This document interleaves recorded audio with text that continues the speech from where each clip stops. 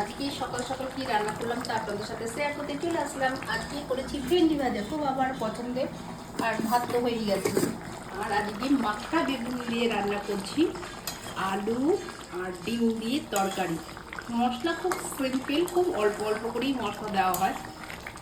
প্রথমে আলু আর ডিমটা সেদ্ধ করে নিয়েছি, তার মধ্যে পেঁয়াজটা ভেজে ডিমটা কী বলে এটাকে, বেগুনটা মশলা দিয়ে ভেজে নিয়েছি, ভাজা মশলা দিয়ে।